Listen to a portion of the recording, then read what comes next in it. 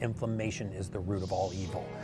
And then behind that, blood sugar is the root of all evil. So if you look at your blood sugar, it didn't really change much, right? Blood sugar went from 85 to 83 on a fasted basis, which is perfectly normal.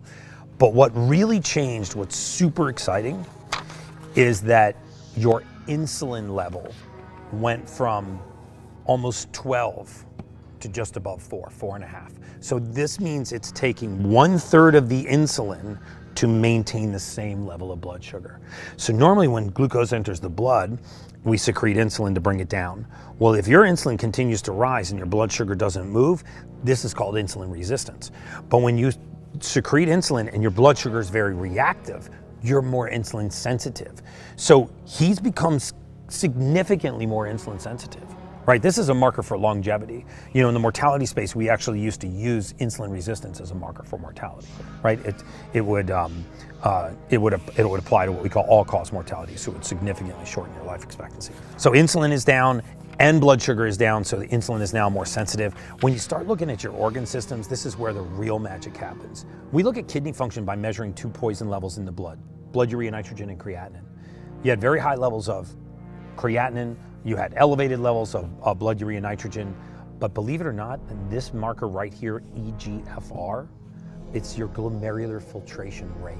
When organs get inflamed, the filtration rate through that organ slows down. If I can decrease inflammation, I can increase the filtration rate and bring the poison level down. So you are in early stage kidney failure right here, right? So you went from early stage kidney failure to improving your filtration rate by 50 points. When you improve the filtration rate, the poison levels drop. So now inflammation goes down, filtration rate increases, poison levels drop. That's why part of the reason why you're feeling so good. Oh, I feel amazing. Yeah, I mean, tell me about like cognitive function. Do you feel like you're thinking more clearly? Yeah, I mean, every part of my body feels different. It doesn't feel like. You don't wake up sore and achy in the mornings anymore.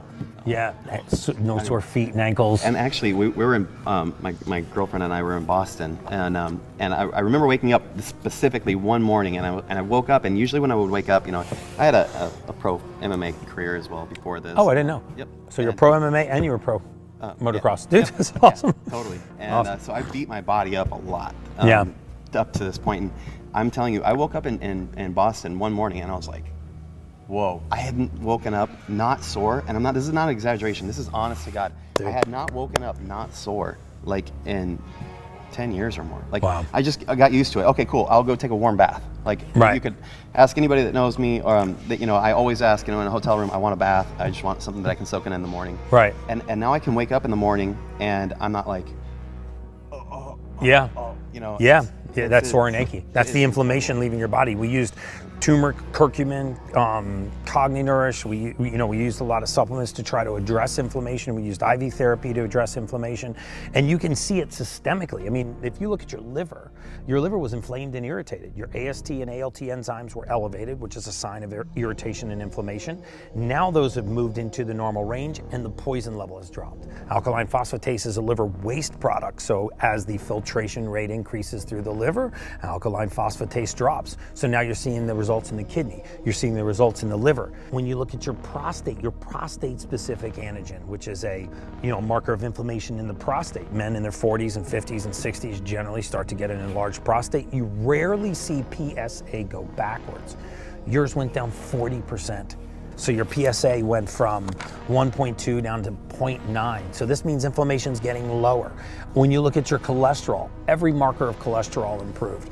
Cholesterol from 285 down to 255. Triglycerides, the measure of blood fat on a high-fat diet, because you're eating the majority fat. And this is a hard concept for people to realize that. Again, I'm a huge fan of keto. I don't think everybody needs to be on keto, but I very often will use a keto reset diet to reset the blood biomarkers, because when triglycerides are really high, the way to bring blood fat down is actually increase fat in the diet. Yeah, I think that I was really excited to see my blood work, because when you're eating and you're eating like all this goat cheese and all these steaks and all these hamburgers and all these eggs. Yeah. The whole time you're like, I really hope. Yeah, conventional wisdom tells me I'm killing myself. Yeah, I really hope this is going the right way. You know, last time I pulled my blood, I had the same blood fat as a vegan, and I get 75% of my caloric intake from fat. And it's very hard for people to understand that once the body will switch into ketosis and use beta-hydroxybutyrate as a fuel source, which is a very low inflammatory fuel source, very low in something called deuterium-depleted water, which is great for the mitochondria, you feel amazing. And so what's happened here is, you know, your triglycerides went from 116 to 94. HDL cholesterol, your high density lipoprotein, healthy cholesterol, stayed stable. Your VLDL, the very low density lipoprotein, what we call very lethal cholesterol, that went down. The LDL cholesterol went down. So all of these biomarkers are improving as inflammation is falling. When we look at the 3-week average of blood sugar stayed stable, but you're using a third of the insulin to maintain the same blood sugar. That is phenomenal. You also see that PSA went down. There was a peptide therapy, and peptides are amino acids, and essentially growth hormone peptides essentially are amino acids that will rewind the pituitary to a more youthful level of growth hormone secretion. Very hard to measure growth hormone in the bloodstream, so we measure a secondary marker called IGF-1. That went from 136 to 196. So actually you're talking about a 60-point increase in the natural level of circulatory growth hormone in the body. Vitamin D3 went from clinically deficient to now back in the normal range. I would like to see that climb back up into the 60 to 80 nanogram range. Thyroid looks amazing. Your B12 levels, your homocysteine looks excellent. You know, it's almost down into normal levels.